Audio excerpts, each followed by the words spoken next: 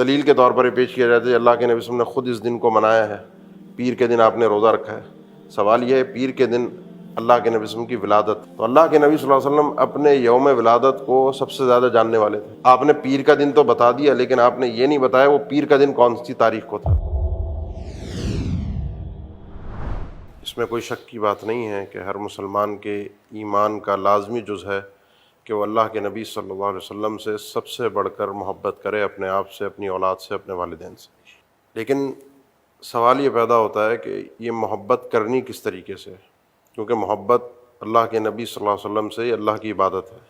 اور اللہ کی عبادت میں ہم آزاد نہیں ہیں۔ اسی محبت کی وجہ سے عیسائی بھی عیسیٰ علیہ السلام کے معاملے کے اندر گمراہ ہو گئے اور انہوں نے ان کو اللہ کا بیٹا قرار دے دیا۔ لہذا محبت کے تقاضوں کو محدود ہونا چاہیے اس روشنی میں جو شریعت نے ہمیں دی ہے۔ اب اس میں اللہ کے نبی صلی اللہ علیہ وسلم کی محبت، آپ کی تعظیم، آپ کی شان، اس کو بیان کرنا، لوگوں کو سیرت سکھانا، سمجھانا، اس میں کوئی شک کی اور کوئی دو رائے اس میں نہیں۔ سوال یہ پیدا ہوتا ہے کہ آپ کی اس محبت میں، آپ کی ولادت کے دن ہم کوئی ایسا کام کریں، کوئی محفل منعقد کریں، کوئی چراغاں کریں، کوئی شور شرابہ کریں، یا اس دن کو عید کے طور پر منائیں جس میں خوشی ہو، ایک آپس میں محبت ہو اور اللہ کے نبی صلی اللہ علیہ وسلم کے تذکرے ہوں۔ تو اب اس کے لیے ہمیں تھوڑا سا مسئلے کو باریکی سے سمجھنا پڑے گا، زیادہ طویل گفتگو نہیں ہے، مختصر یہ ہے کہ ایک چیزیں ہوتی ہیں شریعت میں جو جائز ہیں، جن کو معاملات کہا جاتا ہے، وہ مباح ہوتی ہیں۔ جو فقہائے اسلام نے جو ایک احکامات کی ترتیب دی ہے، واجب، مستحب یا مسنون، اس کے بعد محرم، اس کے بعد مکروہ، اور اس کے بعد مباح۔ مباح کام دنیا کے جائز معاملات ہوتے ہیں، اس میں شریعت ہمیں روکتی نہیں ہے، آپ کا جو دل چاہے کریں، اس میں منع چاہیے ہوتی۔ لیکن جب بات آتی ہے آپ اللہ سے ثواب کی امید رکھتے ہیں، ہم مسجد میں لاؤڈ اسپیکر لگاتے ہیں، اس پر اذان دیتے ہیں، تو اس لاؤڈ اسپیکر پر کوئی بھی ثواب کی امید نہیں رکھتا کہ وہ اذان جو لاؤڈ اسپیکر پر دی جائے اس کا ثواب زیادہ ہے اس اذان سے جو بغیر لاؤڈ اسپیکر کے دی جاتی ہے، یا وہ نماز جو پنکھے کے نیچے پڑھی جائے، اے سی میں پڑھی جائے، اس کا ثواب زیادہ ہے اس نماز سے۔ ثواب جب آپ متعین کرتے ہیں تو آپ اللہ سے ثواب لینے کے لیے آپ کو اللہ کی طرف سے دلیل چاہیے۔ اس دلیل کے جب ہم آتے ہیں، کیونکہ اب ہم اس کو لے آتے ہیں یا واجب میں یا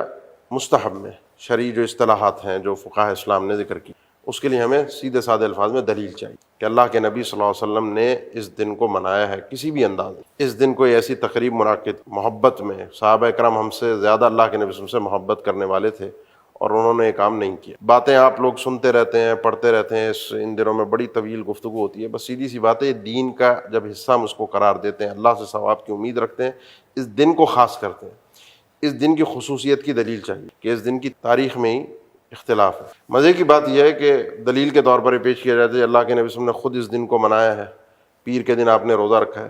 سوال یہ ہے پیر کے دن اللہ کے نبی صلی اللہ علیہ وسلم کی ولادت، یہ بات صحابہ اکرام کو کس نے بتائی؟ اللہ کے نبی صلی اللہ علیہ وسلم۔ تو اللہ کے نبی صلی اللہ علیہ وسلم اپنے یوم ولادت کو سب سے زیادہ جاننے والے تھے۔ آپ نے پیر کا دن تو بتا دیا، لیکن آپ نے یہ نہیں بتایا وہ پیر کا دن کون سی تاریخ کو تھا، وہ کون سے مہینے میں تھا،